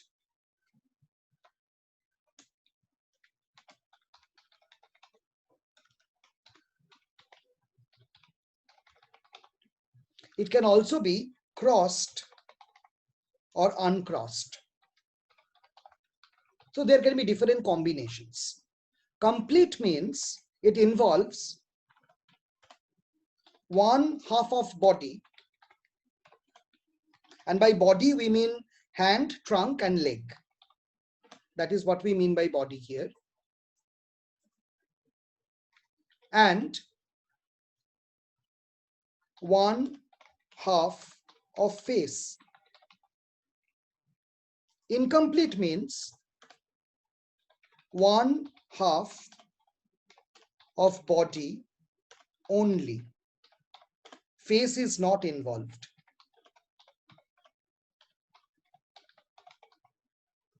When we say face, we essentially mean cranial nerves. So it is not necessarily the facial nerve that has to be affected. It can be the eye muscles, it can be the tongue muscle, it can be any other thing related to the face. When we say crossed hemiplegia, it means that the body on one side is affected and cranial nerves of the opposite side is affected.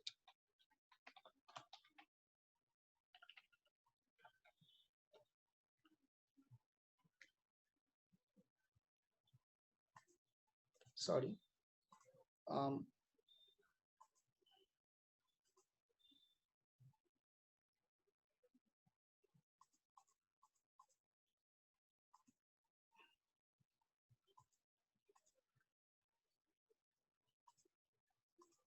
So as I was saying, I'll quickly write this down.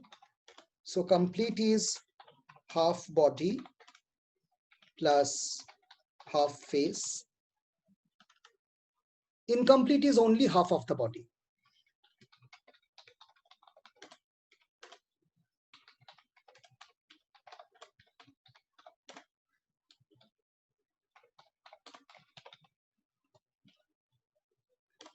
And by face, we mean cranial nerves.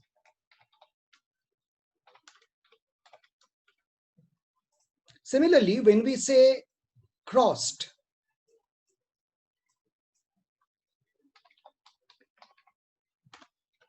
it means body of one side plus face of other side. When we say uncrossed, it means body and face of same side. And again, here by face we mean cranial nerve, not only facial nerve. So now you understand that hemiplegia can be complete crossed, can be complete, uncrossed. It can also be incomplete. Incomplete hemiplegia, the question of crossed and uncrossed does not come because the face is not involved. So let us give one example for each. So you will be getting, say for example, a complete crossed hemiplegia, that is face and body both affected but on opposite side in case of brainstem lesion.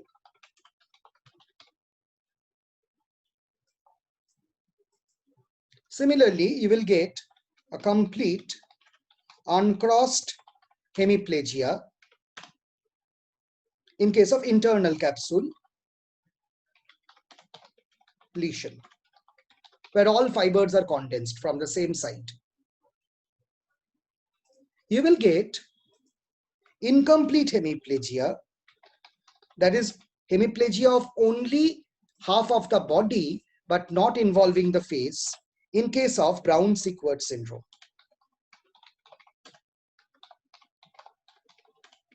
Probably above the C5 level, because C4, C5 is the level from which the brachial plexus starts. So if the lesion is above that, obviously it will involve the hand, trunk and leg of the same site. But of course, face will be spared in this case. So these are the possibilities that we have. So keeping this in mind, we are getting back to the discussion. So are we getting a complete uncrossed hemiplegia?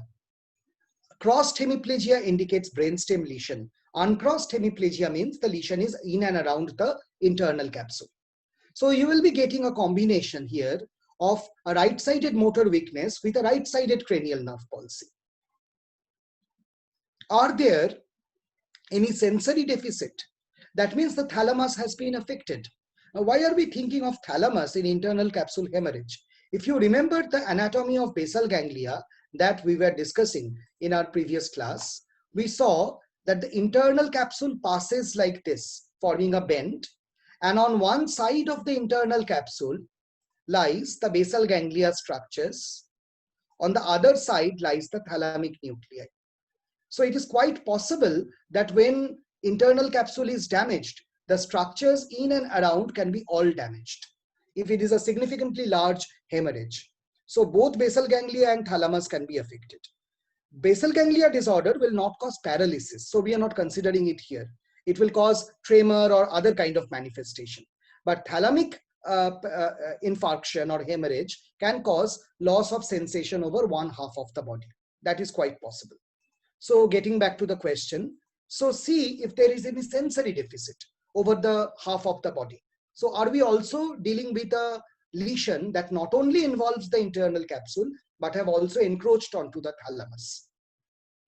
And if this is true, then on the affected side, there will be features of upper motor neuron paralysis. And in the face, there will be features of cranial nerve paralysis, as we have seen before. I hope this is clear.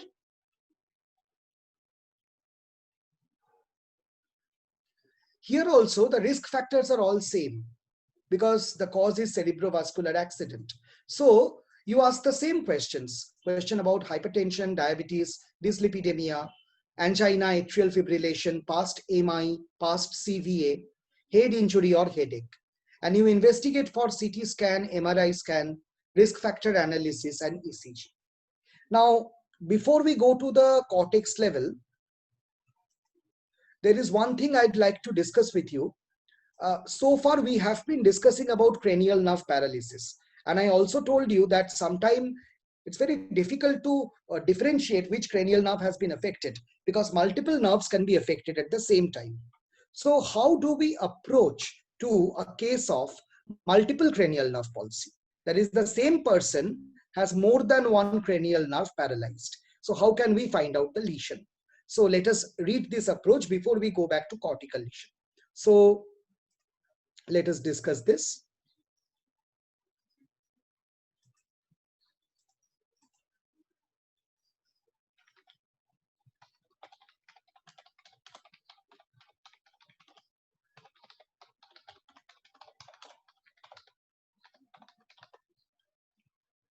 So what would be our approach to multiple cranial nerve paralysis? So you ask yourself these questions and go in an algorithmic manner.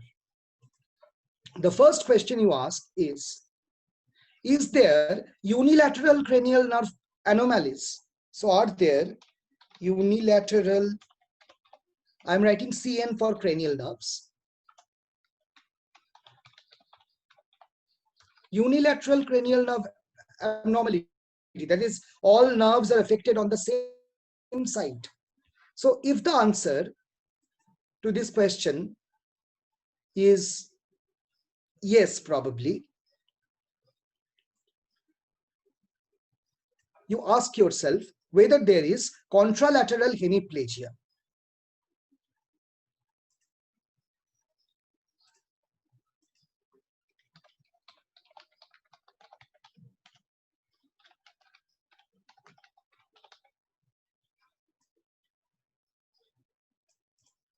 Now there are two possibilities of answers. There may not be any contralateral hemiplegia, or there may be a contralateral hemiplegia. If the answer to your question is yes, there is a contralateral hemiplegia, then you move on to the next question. At which level do you find the palsy? That means you are dealing with the brainstem lesion, of course. So are you getting the palsy at the level of third nerve?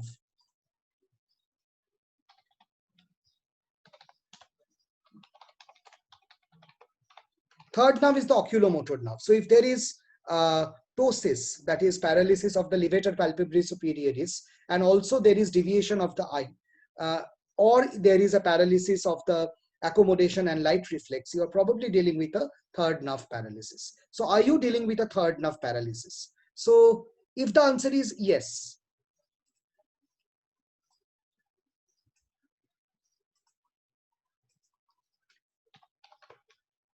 then you are dealing with a midbrain lesion, because we know third and fourth nerves are the midbrain nerves.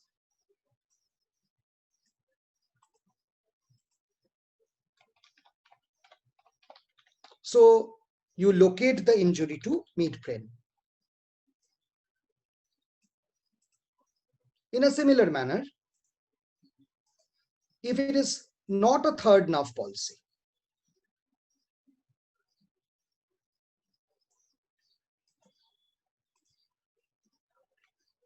ask yourself,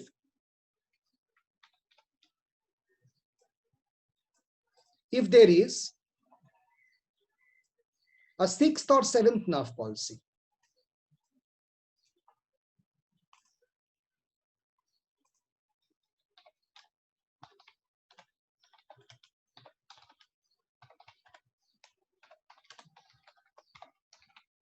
Again, the answer can be either yes or no. If the answer to this question is yes, you are dealing with a pontine lesion.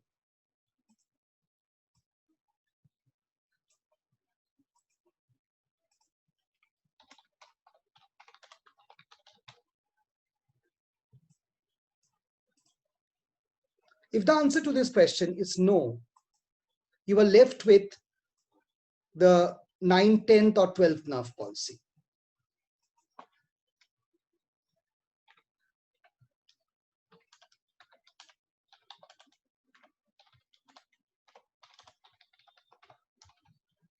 The answer has to be yes here.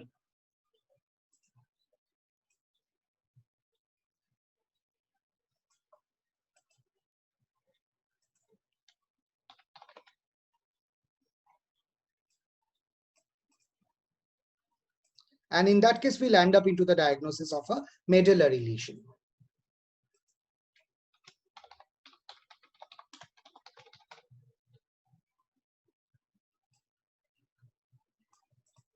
So this is the approach to unilateral cranial nerve palsy with contralateral hemiplegia. Now suppose there is no contralateral hemiplegia. That means only cranial nerve palsy, but there is no hemiplegia associated with this. Then how do we diagnose this condition? Then you look for combinations. There are areas where nerves pass as bundles through various foramens or potential spaces. So the pathology lies there. And the combination of the nerve will give you the idea of where the compression is based on your knowledge of anatomy. So think of these kinds of combinations which are common. So is there a combined 5th, 7th and 8th nerve palsy?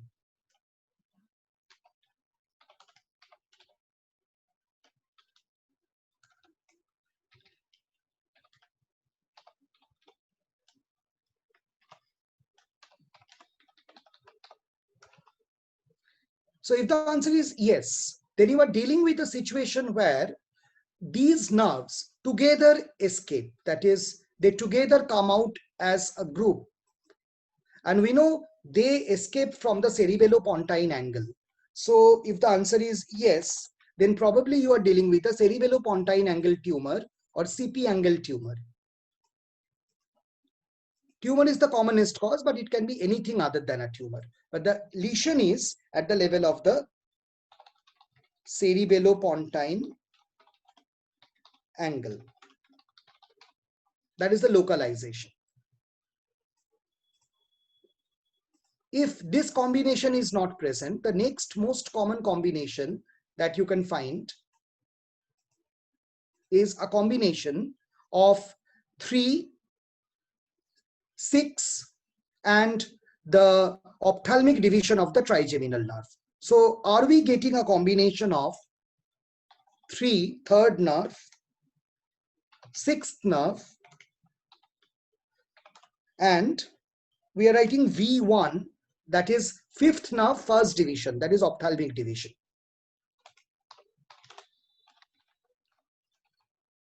If you remember, these 3 nerves, if they are together paralyzed, then there must be a lesion at a point where these nerves pass together. And we know that they pass together through the cavernous sinus. Then you are probably dealing with a cavernous sinus thrombosis or metastasis.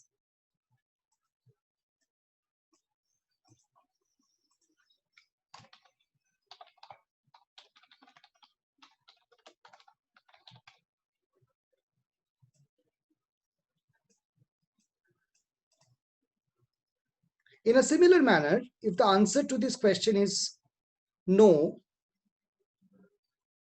you look for the next most common combination of cranial nerve palsy.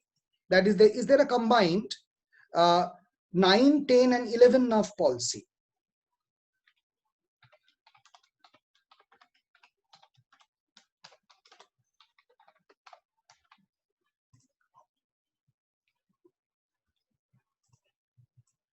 And if it is present, you think of where these 3 nerves together escape. They come out through the jugular foramen. So there must be a compression around the jugular foramen. It is often called the jugular foramen syndrome.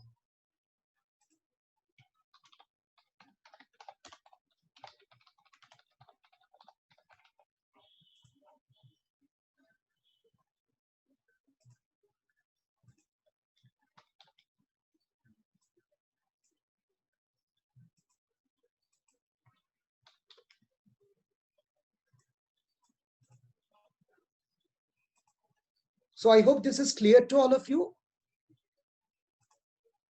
So when a patient presents with a unilateral cranial nerve palsy, how do we approach to a multiple cranial nerve palsy?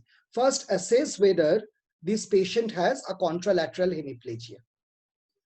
If contralateral hemiplegia is present, you are dealing with a brainstem lesion.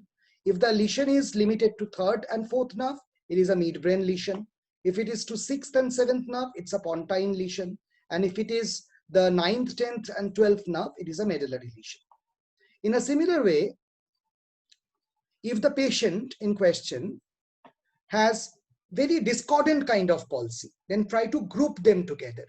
Is it a 5th, 6th and 8th nerve palsy? Then it's a cerebellopontine angle lesion. Is it a 3rd, 4th and the ophthalmic division of trigeminal nerve palsy? It is probably a cavernous sinus lesion. Is it a 9th, 10th and 11th cranial nerve palsy? Then it is probably a jugular foramen syndrome. So I hope this is clear to all of you. And this is how we approach to the diagnosis of multiple cranial nerve palsy. Getting back to our discussion, so we were discussing about the subcortical structures. So when you see cranial nerves being damaged, you try to follow this algorithm. It often helps in diagnosis. So after subcortical structure, the next question is whether the cortex can be involved. So can cortical lesions cause hemiplegia? This is my question to you.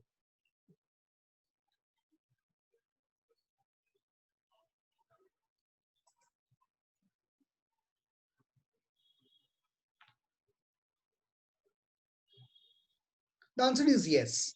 But you can understand the motor cortex is a huge area. For the whole half of the body to be paralyzed, you need a big infarction to occur. And that may not be compatible with life. So in general, cortical lesions causing a complete hemiplegia is very unlikely. It usually causes what we call a monoplegia, weakness of one limb or one finger or two fingers. Because in the cortex, fibers are spread out. Damage to a big area will affect a small part of the body. So you have seen the structure of the homunculus. So it's actually very unlikely for the cortical lesion to cause a complete hemiplegia, but fragmented partial weakness of different parts are possible. To locate whether it is cortical, look for other cortical functions. Is the speech normal? Is the person oriented to time, place, and person? Are the cortical sensations like graphesthesia, like stereognosis, like two-point discrimination intact? Because you need the cortex for these things to be analyzed. Are there any cortical signs like convulsion, movement disorder? Are there parietal lobe or temporal lobe signs like hallucinations? On the right side, that is the affected side, are you getting upper motor neuron signs? If all these things match in a profile, probably it is a cortical lesion. Inquire about the same risk factors for cerebrovascular accident and do the same investigations. So if we put these things together as a summary, what are the things we should look for? Are there long tract signs and band-like sensation? So we are trying to rule out the possibility of a spinal cord lesion. Right-sided motor weakness and left-sided sensory weakness. We are actually specifying Brown-Sequard syndrome. Crossed signs, right-sided motor weakness and left-sided cranial nerve palsy, probably a brainstem lesion. And here you follow the previous algorithm to reach at which side there is a problem. Is there a complete uncrossed hemiplegia? That is right-sided weakness and right-sided cranial nerve palsy? Then probably the lesion is at the level of internal capsule. Is there any sensory deficit? Then probably the thalamus has also been damaged. Is there a monoplegia? Is there any problem with speech, orientation, cortical sensation? This will give a clue to a possible cortical deficit. Is there any convulsion, hallucination, or any different kind of movement disorder? This also gives clue to a cortical possibility of the disorder. Look for jerk, stone, power, atrophy, fasciculation, and sensory loss to corroborate with your finding. Whatever syndrome you diagnose, it must also match in this profile. Specifically, you look for hypertension, diabetes, dyslipidemia, angina, atrial fibrillation, past myocardial infarction, past cerebrovascular accident, head injury, and headache as a sign of tumor.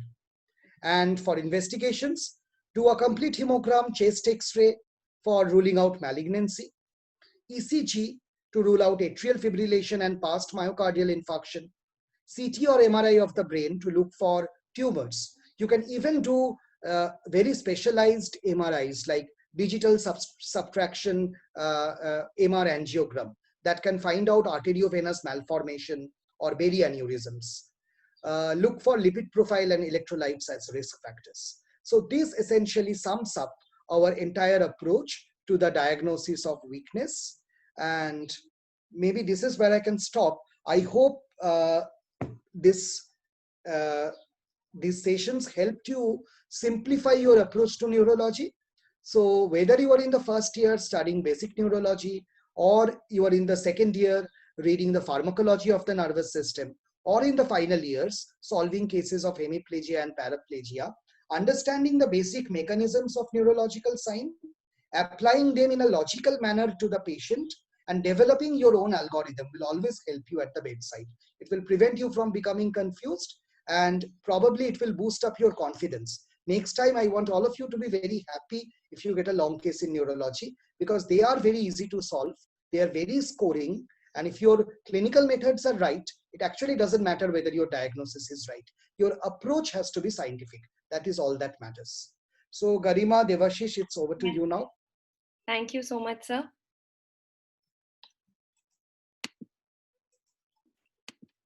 Thank you so much, sir. I think, like you said, I hope we get a long case in neurology and are very happy to get it and solve it. So with this, we come to the end of the 4th day and the final day of the neurology masterclass. So this is the end of the series of this masterclass. So after this, I would just like to let you all know about what Dr. Swaro's cause is doing currently. We had a mental health month last month. So we had got many entries and there was a competition based on that. The entries, the winner of the entries will be announced soon, so stay connected. Also, Doctors for a Cause is currently running a Pride Month where we are sharing entries of artworks and articles from our viewers and participants. So if you're interested to send in your entries, do mail it to us or get back to us on our WhatsApp groups. We'll surely share it on our page.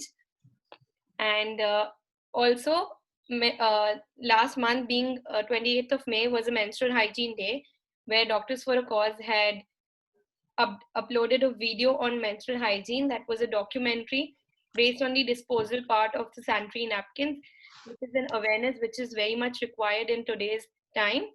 I would just like you all to see how it looks like.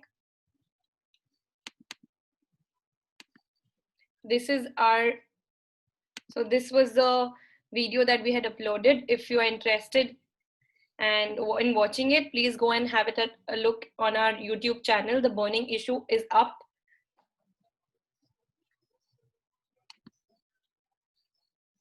Thank you everyone for staying connected and helping us conduct this workshop very smoothly.